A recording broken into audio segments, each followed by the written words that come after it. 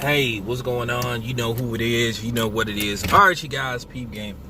All right, so I wanted to do this video in regards to last night's main event. You know, Nery versus Brandon Figueroa. So, I want to talk about the overall fight. Like, the overall fight itself was a solid fight, you know. Phone booth fight for the most part. Lots of leather exchange in between the fighters. But I want to talk about something that happened, or something that was said in the fight by, I think it was said by maybe Mauro Renardo, where he was basically saying that Luis Nery, he decided to switch trainers for his last fight. He had trained with Eddy Reynoso, and he went back to the trainer that he used in last night's fight because he said Eddy Reynoso kind of wanted him to focus too much on defense. Okay. Now, at the end of the day, when you hear the terminology Mexican style, for the most part, we all know what it means. Okay?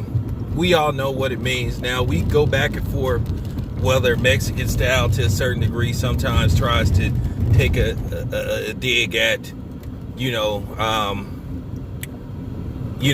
black style, which is hit, not get hit, use defense, be defense responsibly, like Canelo tries to be in his fights. But then again, I don't blame Canelo for being defensively responsible because, I mean, he ate so much leather, versus Floyd Mayweather. His name should have been Leatherface. He was, the way Floyd Mayweather's glove was touching Canelo's face all night.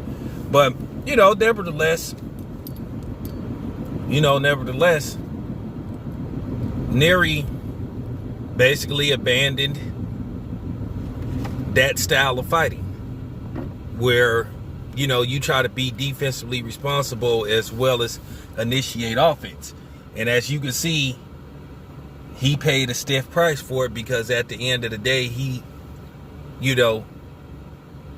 Brandon Figueroa broke him down and then eventually ended up stopping him. At the end of the day, it was funny. I was watching the fight. Shout out to my boy, Ben Saucy Boxing. I got a text from Goodfella TV, a couple of other people. And my assessment was this. This is just real talk.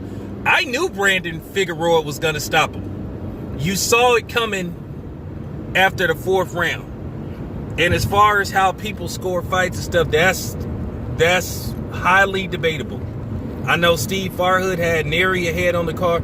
I had Brandon Figueroa into the stoppage. I had him ahead. I had him like 6 rounds to 4. Because his punches just was doing more damage, and you could just tell. Had Brandon Figueroa had better form